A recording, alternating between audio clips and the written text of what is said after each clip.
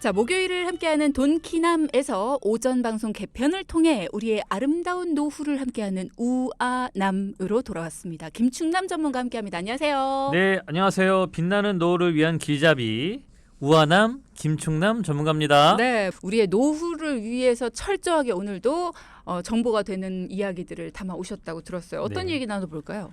오늘은 얘기를 시작하기 전에 일단 혜경 씨한테 좀 물어보고 싶은 게 또 있거든요. 네. 뭐냐면 혜경 씨도 나중에 은퇴를 하실 거잖아요. 계속 일을 하진 않겠죠.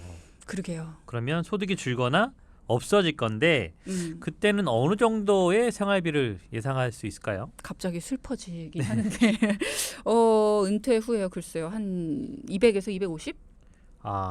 될까요? 그 정도로? 솔직히 잘 모르겠어요. 이게 생활비에 뭐를 포함시켜야 될지도 좀 막연하고 생각보다 좀 꼼꼼하게 계산을 해봐야겠다 이런 생각이 들기도 해요. 200이면 적겠죠. 일단은 오늘 이 순간만큼은 네. 제가 드린 질문을 우리 청취자분들 똑같이 한번 고민을 해보셨으면 좋겠어요. 맞아요. 네. 왜냐하면 한 국민연구소의 자료에 의하면 우리나라 국민은 은퇴 이후 한 달에 약 370만 원의 생활비가 필요하다고 생각하는 걸로 조사가 됐습니다. 와, 지금 나보다 많이 쓰는데? 네. 반면에 너무 많이 쓰는데? 반면에 그렇게 응답하신 분들 중에서 단 60%만이 그 금액을 준비할 수 있겠습니다라고 자신을 가졌다고 하는데요. 네. 기본적인 의식주를 해결하기 위한 생활비가 최소 250만 원 필요하다고 얘기했고요. 따져보면 2018년에 한 5년 전에 적정 생활비로 약 260만 원이 언급이 됐었는데 네. 그에 비해서 5년이 지났잖아요. 지난 2023년에는 적정 생활비로 370만 원이 언급되면서 금액이 상당히 오른 걸 알 수 있었습니다. 제가 너무 가볍게 생각했나 싶기도 하고 370만 원? 이런 생각을 했는데 사실 지금 일을 하고 있는 시간 동안 뭔가 이렇게 다른 생활을 하셔야 되는 거잖아요. 그러니까 그 시간 동안에 쓰실 돈도 필요하고 370만 원. 저도 생각을 좀 해봐야겠네요. 맞아요. 일단은 뭐 물가가 오른 이유도 있겠지만 뭐 여행 또 여가 생활 등등 기본적인 의식주 외에도 다른 씀씀이가 많이 생기신 것 같아요. 그렇군요. 노후에도 지금처럼 삶의 질을 좀 유지하고 싶다라는 게 사람의 마음이니까 그런 것 같습니다. 근데 하지만 이제 노후에 내가 이만큼 돈이 있어야지 이렇게 마음 먹는다고 해서 다 그대로 되진 않거든요. 그렇지. 변수도 많고. 네. 문제는 설문에 응답한 분들의 소득, 지출, 자산 현황 등을 따졌을 때 실제 은퇴 시기에 만들 수 있는 매월 생활비가 얼마세요? 라는 물음에는 월 평균 212만 원 정도 준비할 수 있다고 대답을 했습니다. 본인들이 생각한 최소 생활비 250만 원에도 못 미치는 수준이었고요. 그러네요. 노후 적정 생활비라고 하는 370만 보다는 약 150만 원이나 부족한 상황이었습니다. 갑자기 너무 막막해지는데 370만 원 이거 어떻게 준비하죠? 맞아요. 이 청취자분들도 노후 준비 어떻게 해야 될지 모를 때 여러분들이 다 알고 계시는 그거 바로 연금 준비하시면 됩니다. 그리고 그중에서도 가장 기본이라고 지난번에 강조드렸던 연금의 기본 국민연금이 바로 제일 기본이 될 텐데요. 아시겠지만 국민연금은 물가 상승률을 반영하는 연금 중에서 가장 혜택이 좋은 연금이라고 볼 수 있습니다. 당연히 준비하시는 게 좋겠죠. 하지만 지난 시기 잠깐 말씀드렸던 유족연금 이 부분 때문에 많은 주부님들이 국민연금을 가입을 해야 되나 말아야 되나 아직까지 고민을 많이 하실 건데요. 그래서 오늘은 그 유족연금에 관한 이야기를 좀 더 자세하게 짚어보도록 하겠습니다. 네, 직장 가입자, 지역 가입자 이렇게 소득이 분명히 잡히시는 분이 아니라고 한다면 임의 가입자라고 해서 주부나 학생처럼 이 국민연금 가입이 필수는 아닌 분들도 있어요. 그런 분들의 경우에는 가장 혜택이 좋다고 하니까 이 국민연금을 꼭 가입해야 될까? 이렇게 생각은 하시는데 부부가 함께 국민연금을 받다 보면 한쪽이 먼저 사망할 경우에 유족연금을 택하고 내 국민연금을 포기하는 그런 경우가 생기기 때문에 그게 아니라 그럼 개인연금으로 가입을 해야 되나? 아니요, 국민연금이 더 혜택이 좋다는데 어떤 걸 가입하는 게 맞아? 이렇게 고민들을 하시더라고요. 맞아요. 이런 고민 정말 많이 하실 거예요. 그래서 그런 분들은 더 이상 고민하지 마시고 그냥 이거 하나만 따져보시면 되겠습니다. 따져야 될 게 뭐예요? 예를 들어서 이런 거죠. 아내와 남편이 국민연금에 일찍 가입을 해서 노후에 오랫동안 많이 받으면 정말 좋습니다. 최고죠. 네. 그런데 부부 중 한 명이 사망을 했다.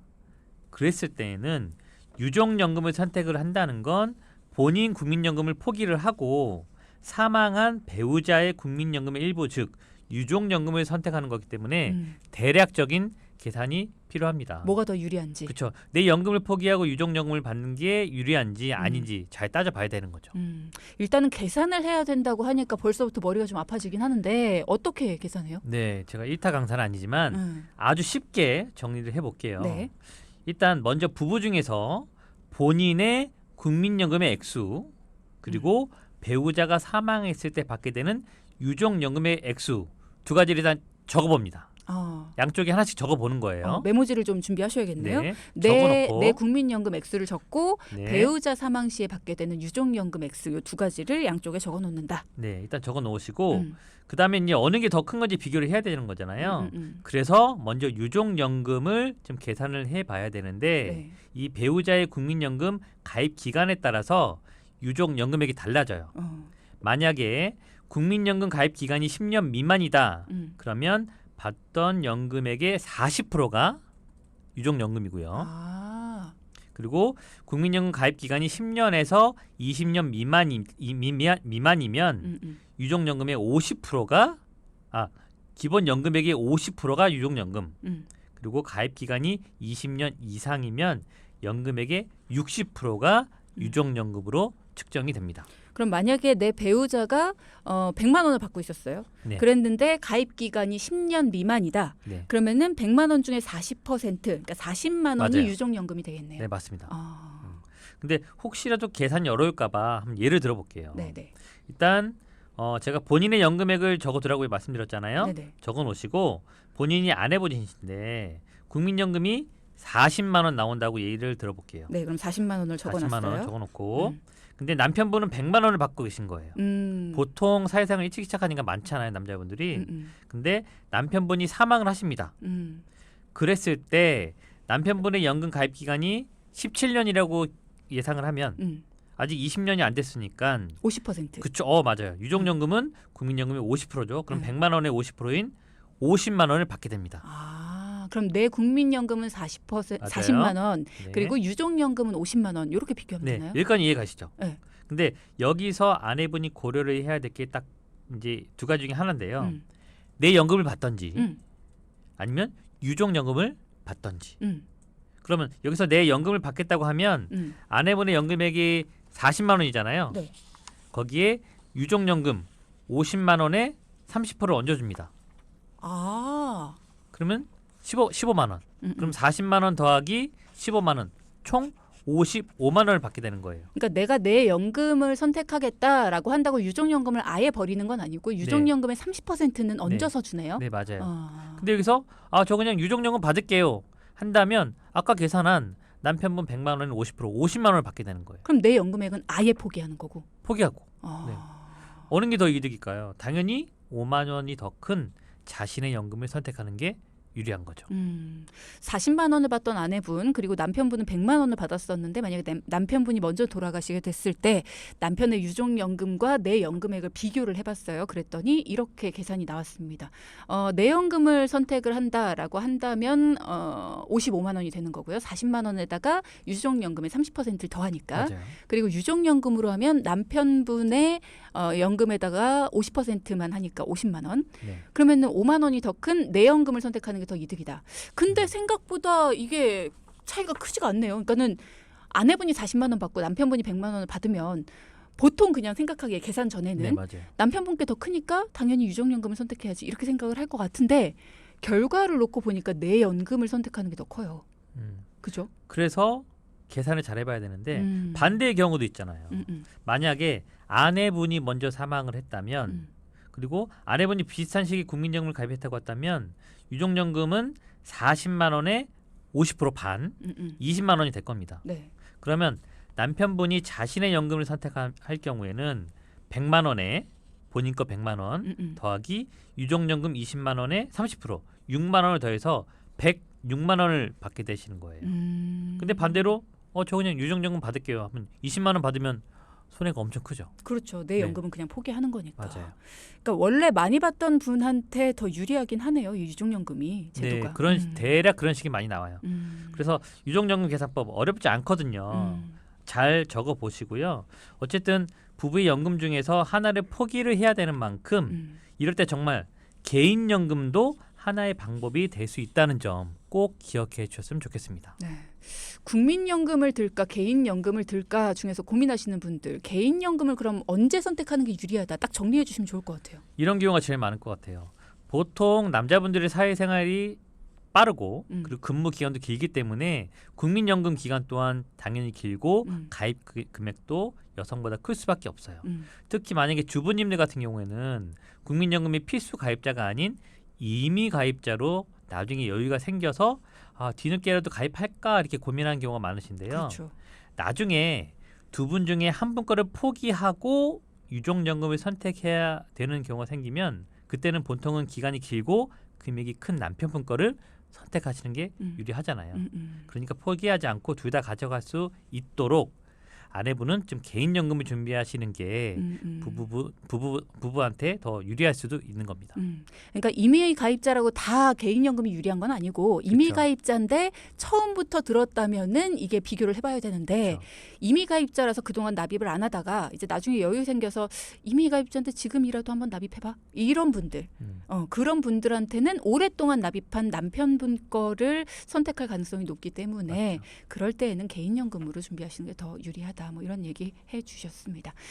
자, 우리 돈키호테에도 임의 가입자분들 많으시죠. 얼마를 가입해야 가장 이득이냐 뭐 이런 것도 많이 물어보시고요. 또 가입을 하는 게 좋으냐 아니냐 뭐 어떤 상품 가입해야 되냐 묻고 싶은 것도 많으실 겁니다. 특히 이론은 알겠는데 지금 설명 들으면서도 그게 그런 거구나.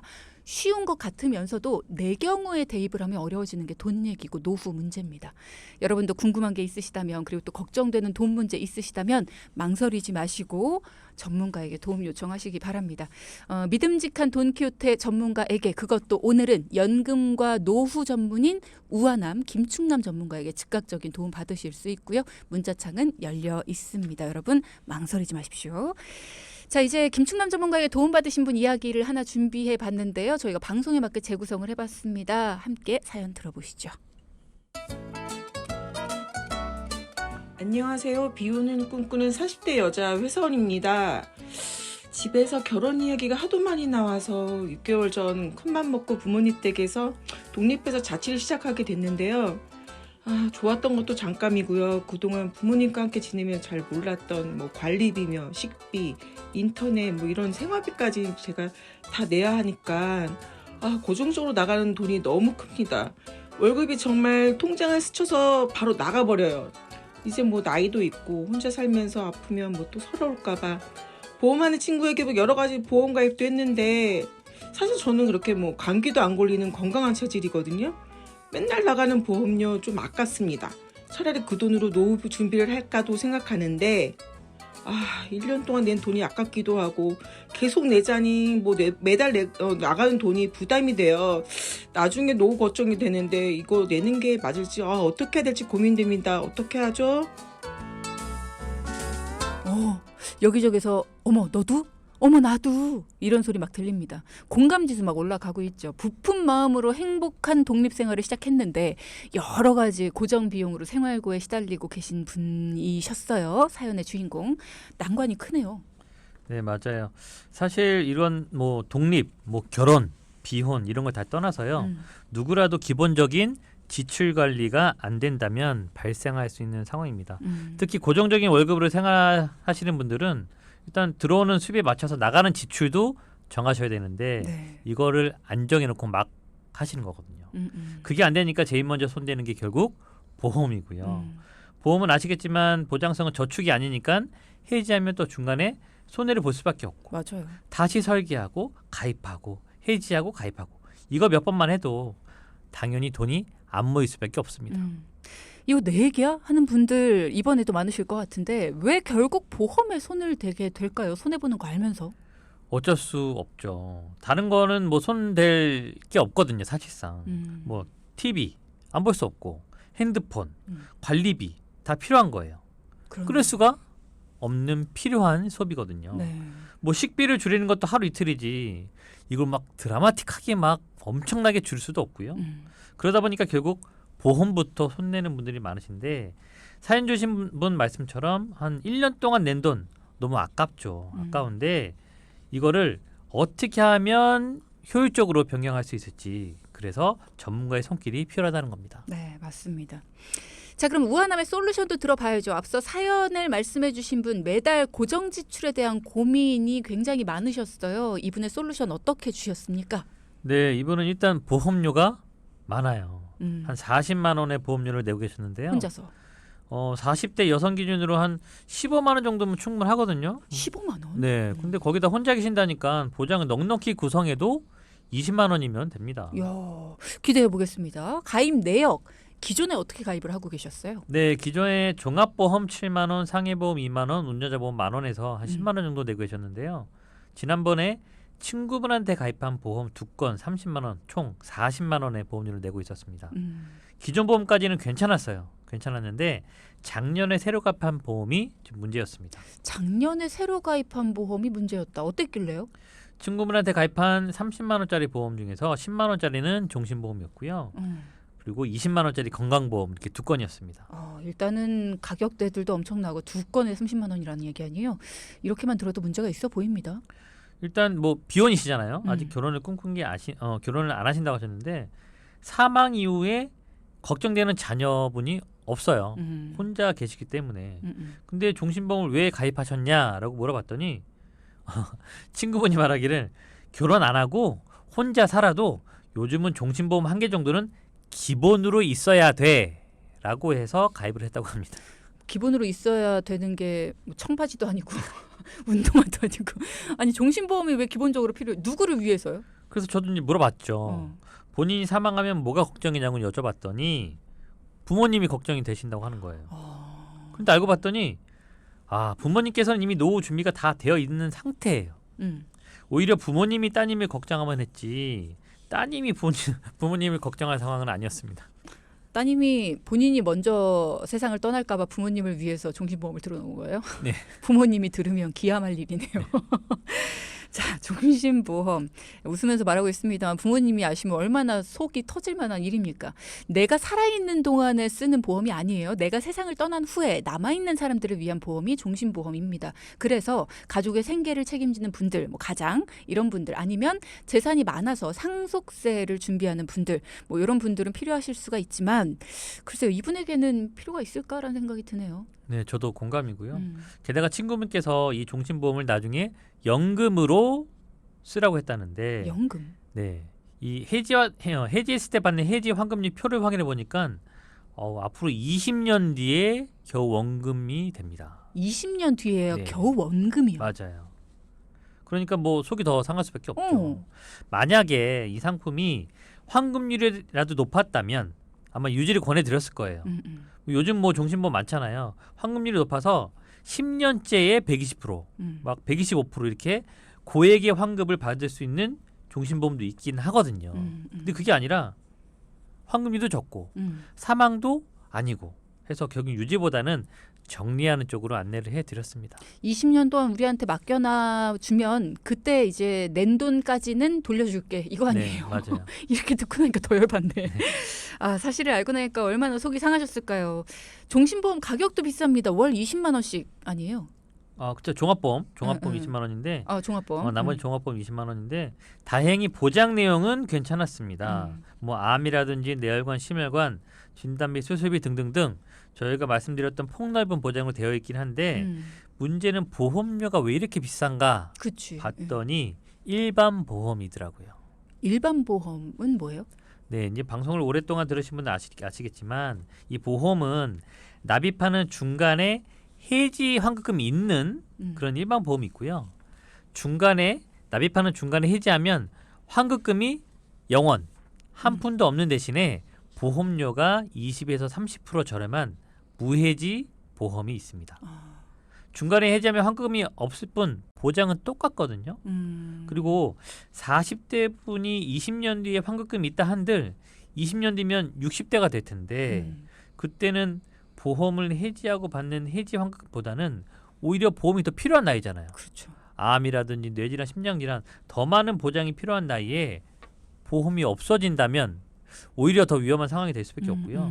그래서 보험은 순수 보장형으로 환급금이 적으면 적을수록 저렴하게 보험료가 나온다. 꼭 기억하셨으면 좋겠습니다. 그러니까 이분이 가지고 계신 일반형이라는 게 해지 환급금이 있는, 해지했을 네. 때 어느 정도의 환급금을 주는 맞아요. 그런 상품이었던 건데, 보험료 안에다가 환급금까지 넣어서 보험료를 책정한 거나 마찬가지네요. 비싸니까. 맞아요. 중간에 해지하면 보험사에서 돈을 돌려줄 거니까 미리 받아가는 거예요. 자, 해지 환급금이 적을수록, 그러니까 없을수록 보험료는 저렴하다. 여러분도 기억해 두십시오. 그러면 이제 지금까지 유지를 했는데 앞으로도 유지를 하는 게 좋은지 아니면 손해 보더라도 조정하는 게 좋은지 또 잘 따져봐야 되잖아요. 최근 5년 이내 병력이 아니라 10년 이내에 입원 수술, 암과 같은 중증 질환이 있는지 물어보고 해당 상황이 없으면 건강하다면 오히려 보험료를 할인해주는 이런 보험이 생겼어요. 맞아요. 요즘에 그 보험 얘기들 많이 하시더라고요. 네. 10년 고지보험. 네. 이거 할인율이 굉장히 세다면서요. 맞아요. 건강하니까 음. 보험사에서 할인을 해줄게 음, 하는 건데 이게 보험료를 한 30%까지 또 할인해 줍니다. 근데 이분은 딱 맞죠? 감기조차 안 걸렸다고 하니까 이런 상품이 딱 어울리는 거예요. 기본 20만 원짜리 보험과 보장을 똑같이 해봤어요. 네. 똑같이 해봤지만 보험료가 저렴한 무해지 환급형으로 또 했고요. 추가로 10년 고지를 했는데 입원 수술도 없고 중증 질환이 없어서 추가적으로 할인이 더 돼서 보험료는 최종으로 13만 원까지 줄어들 수 있게 되었습니다. 보장 똑같아요. 보장 다른 거 하나 없는데 20만 원짜리 보험이 13만 원으로 맞아요. 줄었다고요. 너무 멀다. 하이파이브 좀 저 대신 해줘요. 저쪽 이렇게 성의 없이. 그렇구나. 잘하셨네. 노후 대비는 그럼 좀 준비해 주셨어요. 네, 그렇게 되면 이제 보험료가 17만 원까지 줄어든 거잖아요. 거기에 3만 원 더해서 20만 원으로 노후 연금에 대한 고민도 해결을 해드렸습니다. 일단은 20만 원씩 10년 내시고요. 그리고 65세부터 매월 평생 21만 원씩 받을 수 있는 확정형 연금으로 해드렸어요. 이거는 고정이에요. 고정. 수익이 더 나면 더 날 수도 있고. 근데 따져보니까 원금이 2,400이에요. 근데 오래 사시면 원금의 2배, 3배까지도 받을 수 있게 된 겁니다. 게다가 보험료도 40만 원에서 23만 원으로 또 줄여들었잖아요. 네. 당연히 숨통이 좀 트이실 거고요. 줄어든 보험료로 알찬 연금까지 준비해 드렸으니까 앞으로 골드미스 가는 길 꽃길만 걸으시길 바라겠습니다. 네. 오늘 포인트도 짚어봐야죠. 첫째, 보험료는 한번 나가면 돌아오지 않는 지출입니다. 지출은 줄이고 저축은 늘립시다. 네. 둘째, 막막한 노후도 미리미리 준비하면 충분히 아름다워질 수 있습니다. 하루빨리 준비합시다. Right 네. now. right now. 자, 두 가지 포인트 짚어봤습니다. 오늘 우아남의 우아한 노후였습니다. 즐거운 시간이었어요. 감사합니다. 네, 수고하셨습니다. 네. 방송 중에 상담해 드리는 내용은요. 청취자 여러분의 올바른 투자 판단을 위해 참고로 드리는 말씀입니다. 금융상품 가입이나 해지 같은 판단은요. 스스로의 책임으로 결정하셔야 한다는 점 꼭 기억하시기 바랍니다.